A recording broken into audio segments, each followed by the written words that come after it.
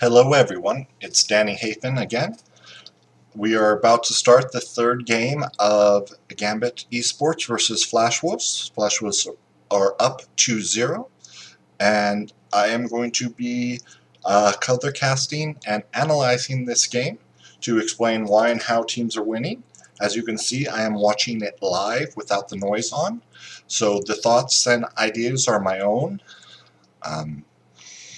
I have been playing League of Legends for 4 years, and I am very avid at watching uh, almost all of North America and Europe's professional league play with quite a bit of international competition and finals for the other regions.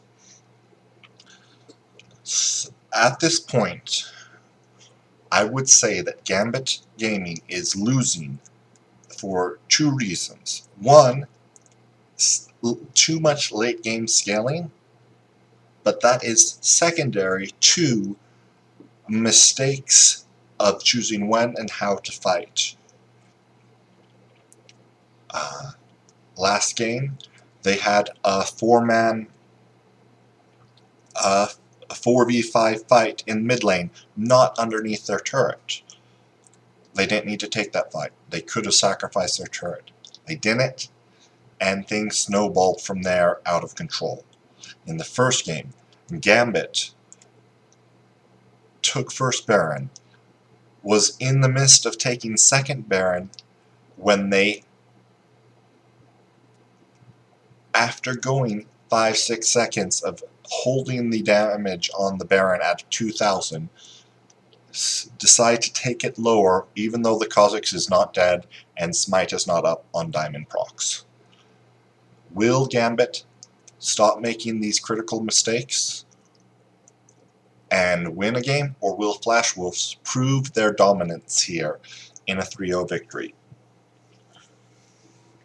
So, I'm a little behind in bans, but Anivia has been banned by Flash Wolves all game to stop Kira from having that comfort pick, and it's been effective. Kira's twice gone for extreme late game scaling and made mistakes before he got there and could completely take over the game. The Kaisa ban is expected on red side, and this Trundle pick, Flash Wolves won with it last game.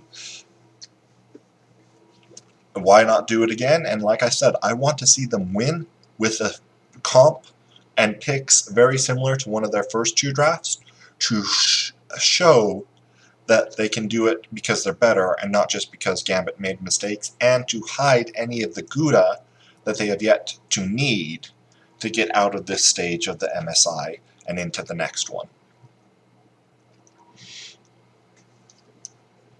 So we do not see the Graves this game.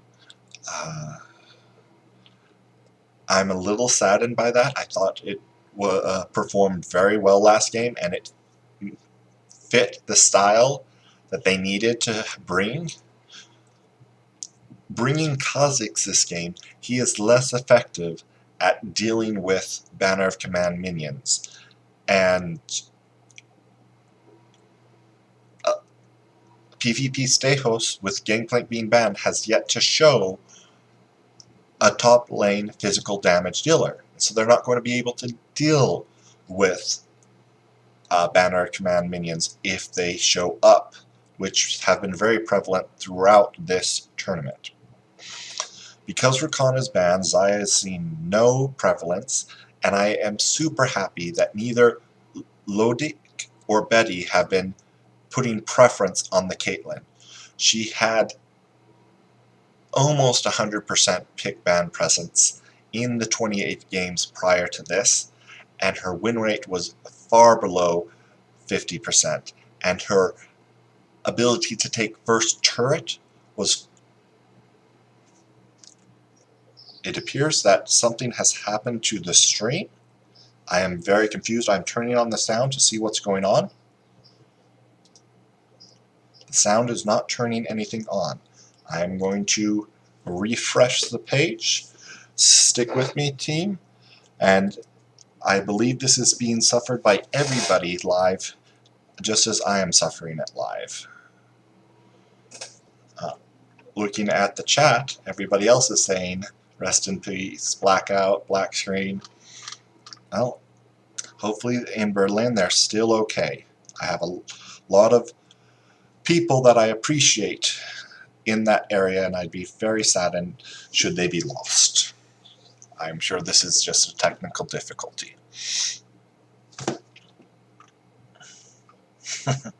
Some of this chat is sort of silly. So, I'm trying to think back to what was present. We had a Jin, we had a Trundle, we had a Kha'Zix, and we had a Varus.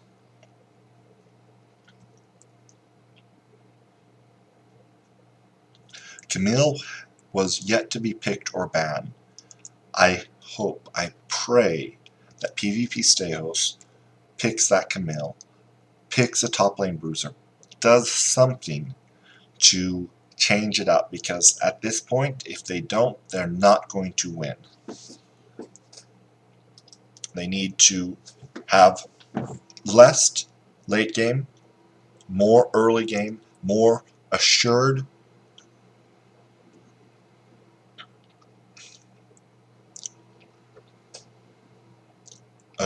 damage and effectiveness, or they're going to keep suffering. I'm going to...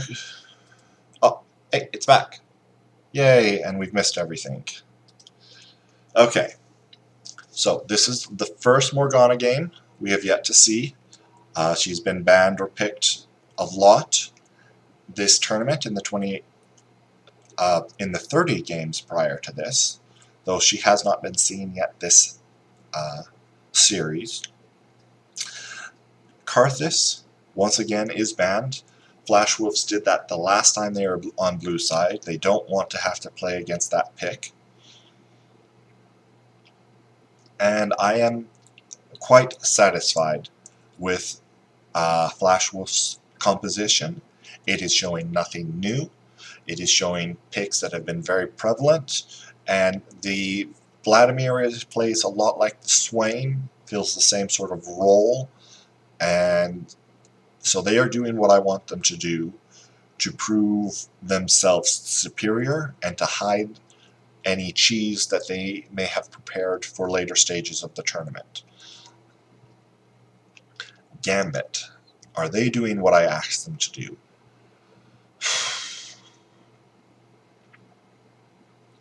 I don't think so.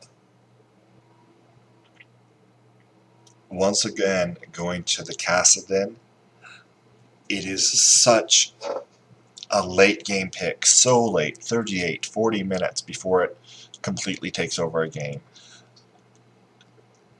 After losing 2 games in such disappointing fashions, I don't think they have the mental fortitude to turn it around and to get a 40-minute game going. The Morgana will make it easier for the Kassadin to run amok in the back line of the Flash Wolves, but while you're trying to run amok there, who is stopping the Vladimir from running amok in your back line? I'm just upset. Maybe the Camille was banned. I did not see, and I don't have an effective way to go back in time and check, but choosing again a tank for PvP Stejos, maybe it's just a weakness in his champion pool, but I think it's more a lack of confidence for their top side of the map to perform and overpower Hanabi and Mojin.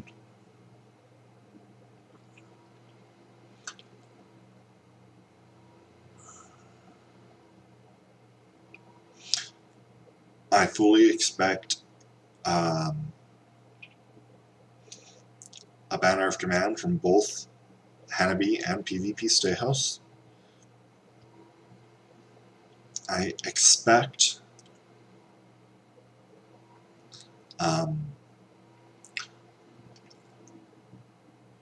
Flash Wolves to once again go Knight's Vow on Trundle and what's it called? Zeke's Convergence on their support Sword Arc. Since they did that last game, I don't see why they wouldn't do it again. It was effective.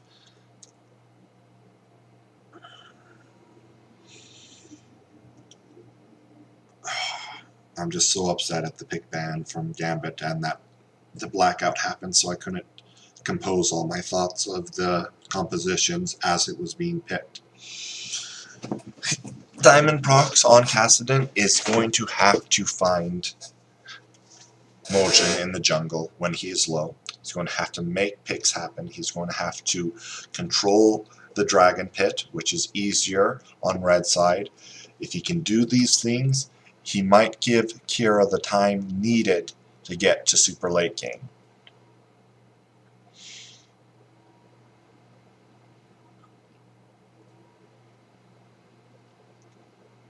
The Scion is running the Glacier Shroud or something, whatever it's called, rune, making his auto attack slow. It's quite nice in the tank v tank matchup. It's quite nice at securing kills after he himself has died and is in his zombie form. But it's still not a bruiser top lane. It's a tank top lane. And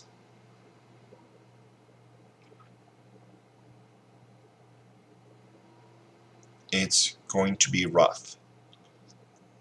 Gambit's only hard engage is a TP flank from Scion or a successful ultimate from Scion or the random pick from the Morgana and Jhin.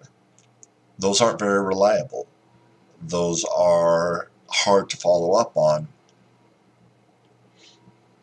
And Gambit have to play basically the perfect game if they don't want to be eliminated from the tournament and head on home.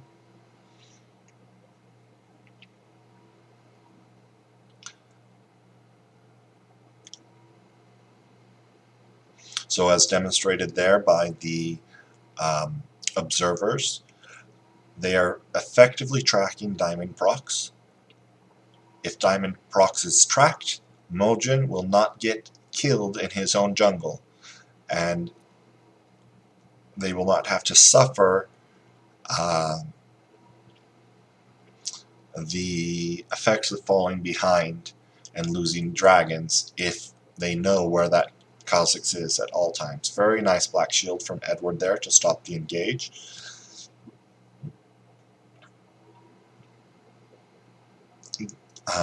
Maple is running the Summoner Spellbook, which I believe is the best and should always be ran.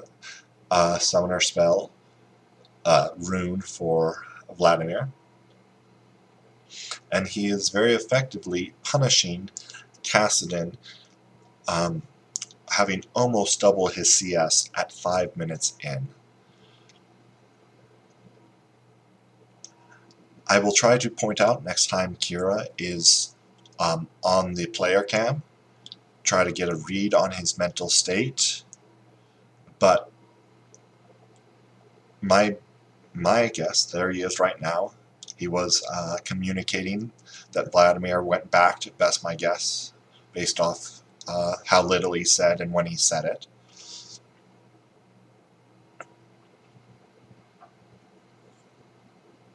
Kira has so many years of experience,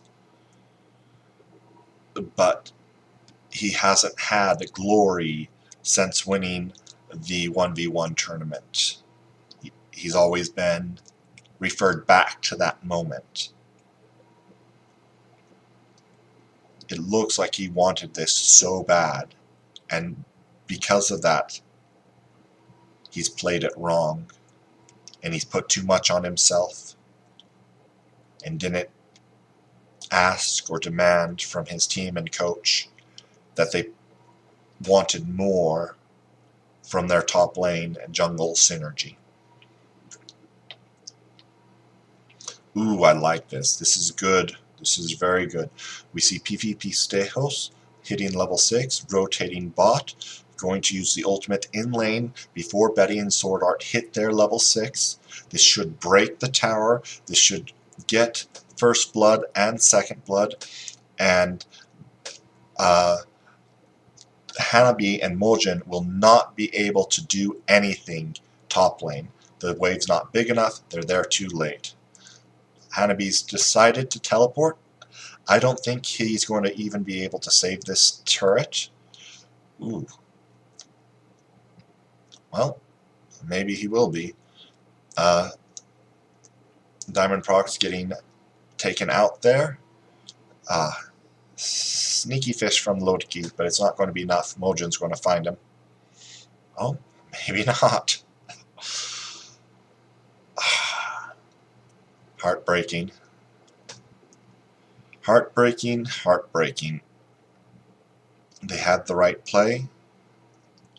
They caught Flashwolf completely off guard.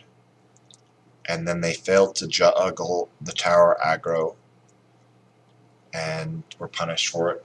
Also, Vladimir had priority over Kassadin, because Vladimir is stronger than Kassadin at this point, and Kassadin scales way too late. And that's another reason why it didn't go as well as it should have or could have. So it appears that Vladimir is going for the Shirelia's first item, which is very effective on him. And Sword Art once again roaming and being where people are not expecting him to be. And I don't believe that PvP Stejos will be able to get this kill. No. I'm trying not to practice too much the play-by-play. I'm trying to work on the color casting and the analyzing and strategies.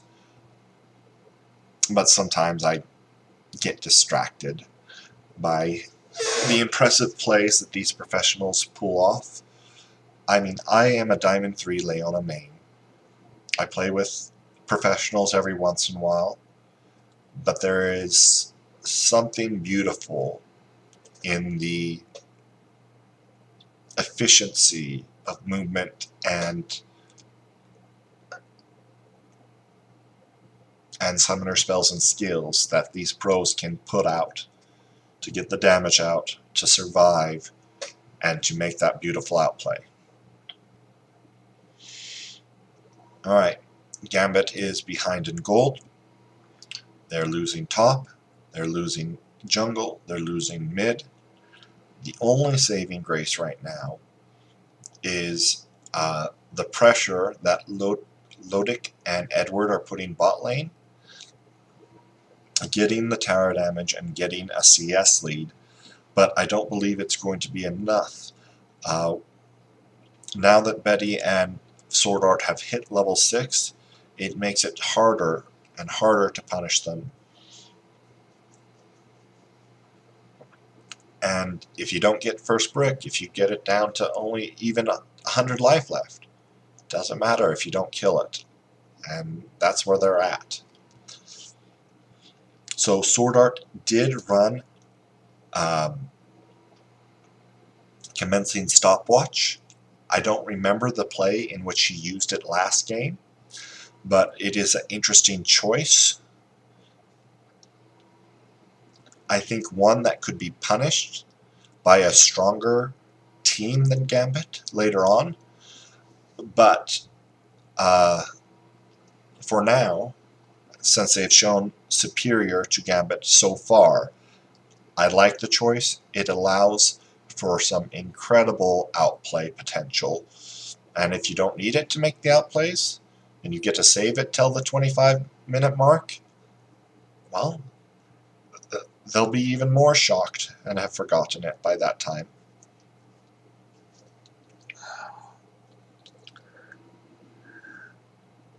Luckily, Edward has finished the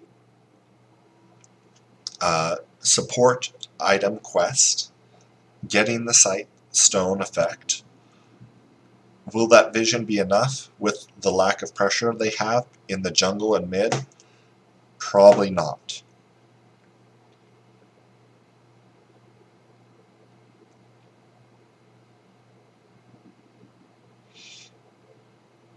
Just Sword Art is roaming with Mojin, or Mojin is roaming with Sword Art, however you want to claim it.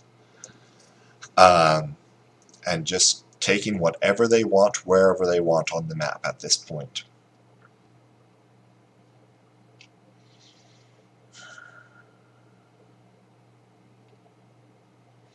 Gambit showed the lack in the ability to adapt. They had some sneaky plays, they had some clever plays, but they failed in the second half of all those plays. They succeeded in the first half every time. Sion got the kill with his ultimate. They got the first blood, but then failed the tower aggro juggle, give over 2 kills, lose pressure, and Kassadin is still getting his butt kicked in the mid lane. In the game prior to that, they get the red buff stolen from the Trundle by Diamond Prox's Graves. They have the pressure and the tempo, but then Flash Wolves show they can think 2 or 3 steps ahead, predict where Edward would be, and get the first blood on him, regaining the tempo and putting Mojin in a good spot. And that's what we're seeing, is the difference of caliber of these two teams at this point. The ability to predict what will happen after a sneaky play versus making a sneaky play happen.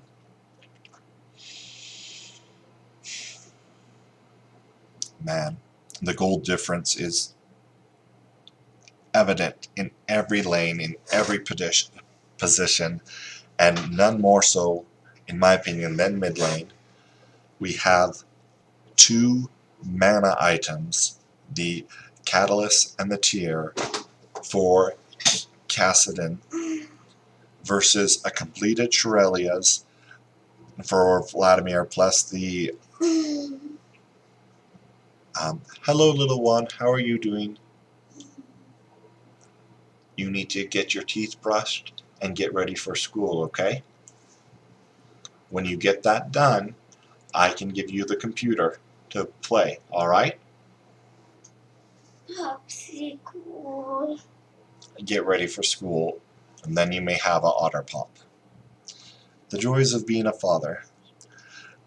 She likes to try to play League with me, but she's only 6, and she runs into the jungle because she's scared of other champions when we play against bots together. Not anymore. Oh yeah? I want to play League of Legends. Well, I told you, get ready for school and get your teeth brushed. Can I wear these clothes to school again? Nope, need new clothes. Forgive a father for being a dad. Well, then do it quickly and not complain.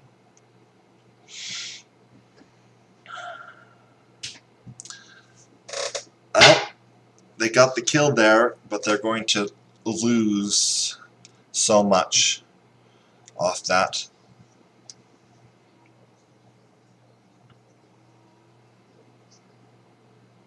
Or at least I feel they'll lose more.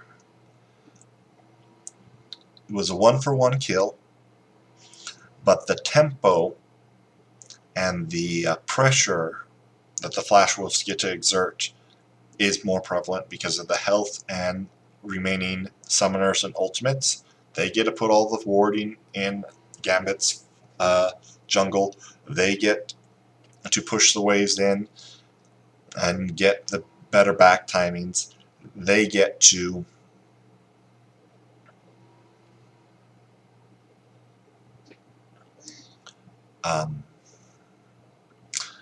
be back on the map faster since their champions died sooner. Sorry, I'm a little off tempo now because I had to help my daughter. But I will try to continue to analyze this game, explain what Gambit can do to make the miracle come back and to keep this series alive, and what I hope to see Flash Wolves do to continue to demonstrate their dominance and to hide any weaknesses they might have from their competitors who they will be theoretically playing against next week.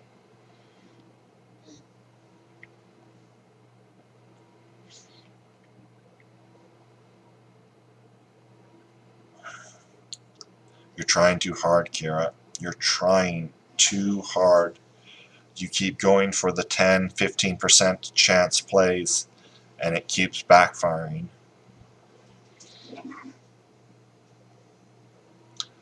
With Kira being down, with the Rift Herald being summoned, and the opportunities they have, they will break another tower after this. I suspect they'll be able to get to mid-tower and break that before they are put under significant threat by Gambit. That will extend their gold lead to 7,000 if they get that turret, and they are just suffocating Gambit.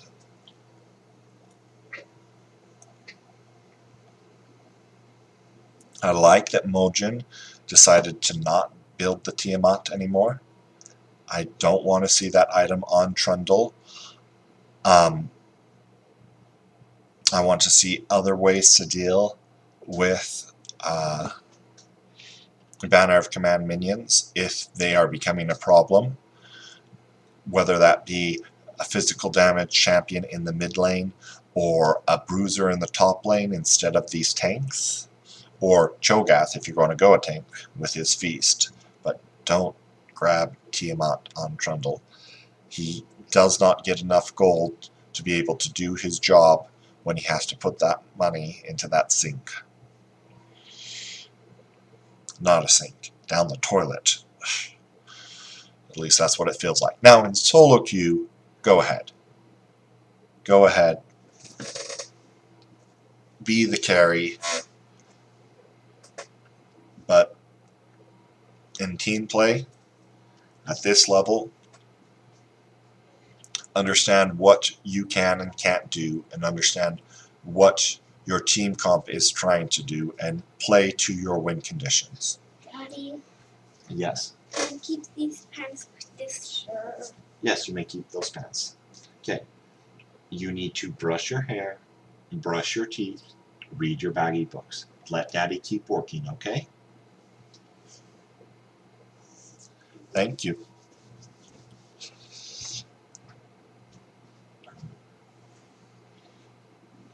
So, Baron is up.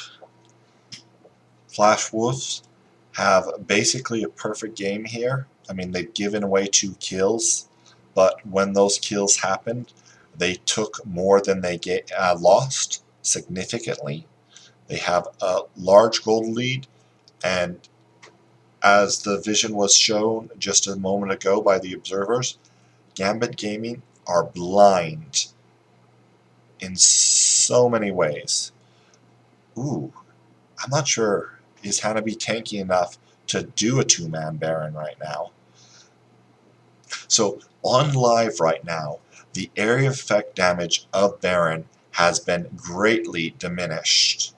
It's almost non-existent. The reason why they had to stop that Baron was not because Hanabi couldn't tank it, but because Betty has no lifesteal and couldn't tank the area of effect damage. So that will be something interesting to see once the summer split starts in all the different regions. But for MSI, we don't have that luxury. We have the level advantage on Trundle. We have the vision advantage of his team. I do not see Diamond Prox getting a successful steal here. Now, Trundle has no magic resist right now, so Kira theoretically can really chunk him out, but Will it happen? Nope. A good ultimate by Betty, stopping the progression. And at this point, with two of the most experienced members on the team, Diamond Prox and Kira, dying and that Baron being lost, I will expect this game to be over in 2.5 minutes. They just summoned a banner minion. They have their summoners on their 80 carry plus flash on Alistar. They should be able to force the fights needed to secure the towers and inhibitors. This is a very clear wipe. Yes. Can you push my hair? Yes, I can. Come here, little one. Whoa. What do they do? What they do? Daddy didn't see. That. Oh, yes. That is the MSI Baron skin. That's why Baron looks so cool and awesome. Daddy was pretty shocked when he saw it for the first time too, 2 weeks ago. Or was it only 10 days? I can't keep track of time. Daddy, when I play League of Legends with you, can you see if that skin's on the finger? That skin will be there for at least the next 10 days. So it should be there next time we play together. Can we play together while we wait for the time to go to school? Al, you need to do your baggy books before we do that. And Daddy needs to finish his job. Daddy's making a video right now to try to show that he has the skills to analyze a league game. He should have the skills. He plays enough League of Legends, doesn't he? How you going to make me here? I'm sorry. I have a lot of knots right now. Looks like you roughhoused too much with your brother. Ow! Sorry, you have to suffer. I'm sorry, audience, that I am not sharing what is happening, but it's basically what I said a minute ago. Flash Wolves have Baron Gambits in the we've already lost stage of Mind Frame. Wow! Now you have a huge knot. I have to untangle this by hand.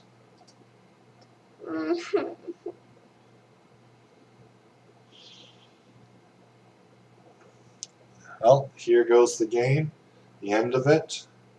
I appreciate anyone who has watched. Please leave your comments and questions or suggestions below, and I will continue to do this to improve my own skills and for the enjoyment of my viewers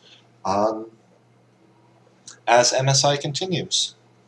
Thank you so very much, everyone. Thank you, League of Legends, for having such a great game and broadcast team that allows me to be able to watch this. And have a good day.